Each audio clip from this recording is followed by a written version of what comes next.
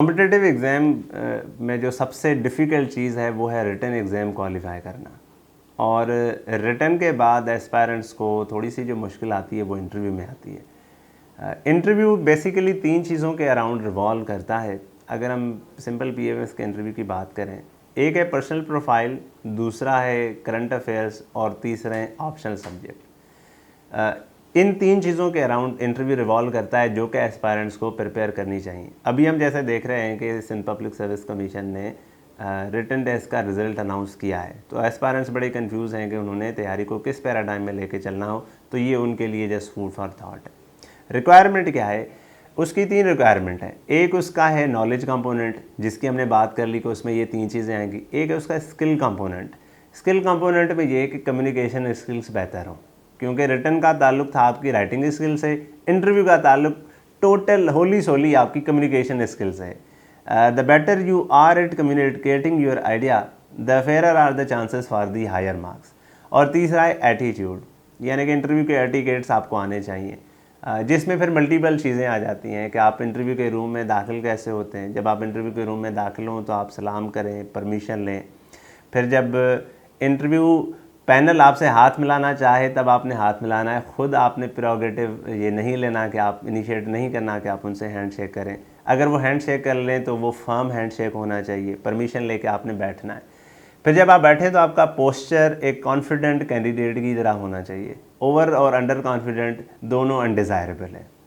उसके बाद जब वो सवाल पूछें तो कुछ तो FAQs हैं जो कि आपने पहले ही तैयार किए हों, जैसे introduce your self, why do you want to join this service, where do you see your self in next 5 years. और वो कोई आपको सिनेरियो दे सकते हैं कि आपकी कोई ऐसी स्ट्रेंथ हो जिसके थ्रू आपने प्रॉब्लम सॉल्व किए हों। आप कोई ऐसा सिनेरियो बताएं जिसमें आपने प्रॉब्लम सॉल्व किया। तो ये तो बड़े पैट क्वेश्चन है, FAQs होते हैं। ये तो कोई 20 के करीब सवाल हैं जो कि एक एस्पायरेंट को बिफोर इंटरव्यू प्रिपेयर करने चाहिए। उसके बाद सवाल का जवाब देने का भी एक मेथड है। There is a method to this madness, और वो ये है कि लेट इंटरव्यू पैनल या इंटरव्यू का जो पर्सन है उसने सवाल पहले उसे मुकम्मल करने दें। अगर आपको सवाल समझ में आ गया है तो 3 से 5 सेकंड्स का पॉज लें, फिर उसका जवाब आंसर कर लें।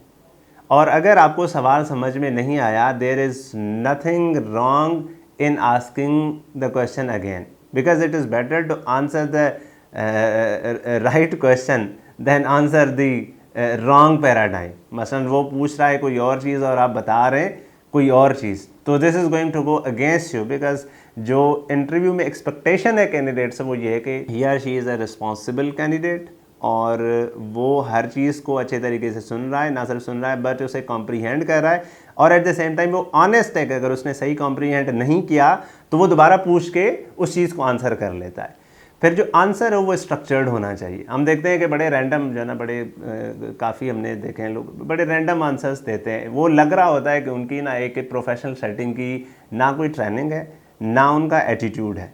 तो आपने बड़ा स्ट्रक्चर्ड आंसर देना है। मसलन ये कि जी कश्मीर का मसला क्यों हल नहीं हो रहा, तो भी कोई उसका एक स्ट्रक्चर्ड आंसर है कि जी उसमें जियो पॉलिटिकल डायमेंशन है, जियो इकोनॉमिक डायमेंशन है, और उसकी एक जियो स्ट्रेटेजिक डायमेंशन है। Now this is going to give answer है स्ट्रक्चर। जब वो इंटरव्यू पैनल वो जवाब सुनेगा तो डेफिनेटली वो उस कैंडिडेट के बारे में एक बड़ा पॉजिटिव तासुर बनाएगा कि बाकी कैंडिडेट जो आए हैं वो सिर्फ अपनी कम्युनिकेशन स्किल्स को कैपिटलाइज कर रहे थे, ये इंडिविजुअल है जो अपने नॉलेज कंपोनेंट को, स्किल कंपोनेंट को और एटीट्यूडल कंपोनेंट को हैंड इन हैंड जो है ना कैरी कर रहा है। उसके बाद जब सारे सवालात हो जाएं, उसमें से कुछ सवाल ऐसे होंगे जो कि नहीं आएंगे, कोई फैक्चुअल क्वेश्चंस ऐसे भी होंगे वो नहीं आएंगे। बुर्जुल खलीफा की जो है ना हाइट क्या है, काफ़ी लोगों को नहीं पता होती, ठीक है, या कोई इस तरह का और माउंटेन रेंज का जो सवाल है वो हो सकता है, कोई बैराज का सवाल हो सकता है, पाकिस्तान की GDP अभी कितने फैक्ट्स में है, पाकिस्तान के ऊपर कर्जा कितना है इस टाइम। इस तरह के सवालात कभी कभी कैंडिडेट्स को नहीं आते। तो जो फैक्चुअल क्वेश्चंस हैं अगर वो नहीं भी आते तो उनको फिर पोलाइटली जो है ना उनके बारे में सॉरी कर लेनी। ऐसे आपने सिर्फ सॉरी नहीं करना कि जब सवाल पूछ लिया कि GDP कितनी है और आप कहें sorry. Just try to guess something in mind but don't say anything and then say sir I am unable to recall that.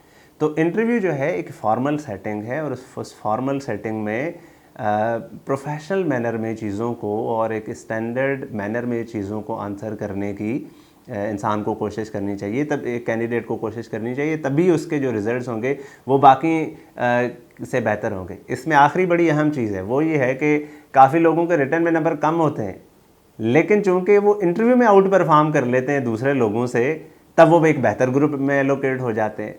So written qualify करना एक बहुत अचीवमेंट है, लेकिन वो अपने आप में एंड इन इट सेल्फ नहीं है, उसको आपने इंटरव्यू के साथ लाजमी टैली करना है, because interview is going to be game changer at the end. काफ़ी सारे एस्पायरेंट्स ऐसे हैं जिनकी कम्युनिकेशन स्किल्स ठीक नहीं है, या जो रिक्वायरमेंट है स्टैंडर्ड है उस पर पूरा नहीं उतरते। उसके लिए again there is a method to this madness. तो उसका स्टेप 1 ये है कि रीडिंग के दौरान just try to read things aloud, ताकि आप एक बार अपनी आवाज़ सुने, आप अपनी टोन को सुने, उसकी पिच को सुने, और आप अपनी स्पीड को देख लें कि ये आपकी चीज़ें क्या है। स्टेप नंबर 1 ये है।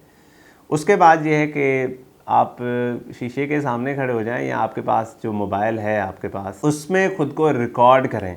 एक्सटेम्पोर आप बोलें, 30 सेकंड से शुरू कर लें और 2 मिनट की एक एक्सटेम्पोर स्पीच तक चले जाएं, और उसमें आप देखें कि आपकी बॉडी लैंग्वेज कैसी है, आपके हैंड्स के जेस्चर्स कैसे हैं, फेशियल एक्सप्रेशन किस तरह के हैं, और आपका जो थॉट प्रोसेस है वो कितना ऑर्गेनाइज्ड है, उसको आपने रिकॉर्ड कर लेना है। ये सेल्फ फीडबैक का एक फॉर्म है। तीसरा उसका फिर अच्छा फॉर्म क्या है कि कोई 2 या 3 दोस्तों का ग्रुप हो जो कि आपस में वो कम्युनिकेशन डेली बेसिस पे करे। अभी जैसे आजकल इंटरव्यूज़ हो रहे हैं PCS के, तो एस्पायरेंट्स जो 4-5 लोगों का ग्रुप बना के एज अ पैनलिस्ट एक दूसरे से सवाल करेंगे, तो उनकी बड़ी अच्छी प्रिपरेशन हो सकती है। तो दोस्तों का इसमें जो आपके कोलीग्स हैं, कंपेनियंस हैं, उनका बड़ा रोल है। Last but not the least ये है कि किसी अच्छे सीनियर को, किसी अच्छे मेंटोर को, वो किसी इंडिविजुअल या एकेडमी की सूरत में हो सकता है, कोई पैनल, उसको आप इंटरव्यू दें। उससे भी आपकी कम्युनिकेशन स्किल ना सिर्फ इम्प्रूव होती हैं, बट इम्प्रूवमेंट का एक नेक्स्ट एंगल है वो है फीडबैक। आपको एक कलेक्टिव फीडबैक मिलता है। आज दुनिया में जितनी भी चीज़ें इंप्रूव हुई हैं उनका क्या है, थीसिस आया, उसका एंटीथीसिस और उसका सिंथेसिस है। तो आपने एक चीज़ प्रेजेंट की, उसके ऊपर आपको फीडबैक मिला, और उसके बाद एक बेहतर प्रोडक्ट के तौर पर चीज़ें सामने आई। तो ये एक तरीक़ेकार है। Last but not the least इसमें यह है कि this is a continuous game. काफ़ी लोगों का नेचुरली बोलने का अंदाज़ ऐसा होता है कि उन्हें लग रहा होता है कि they can't overcome, but I think with struggle you can move mountains.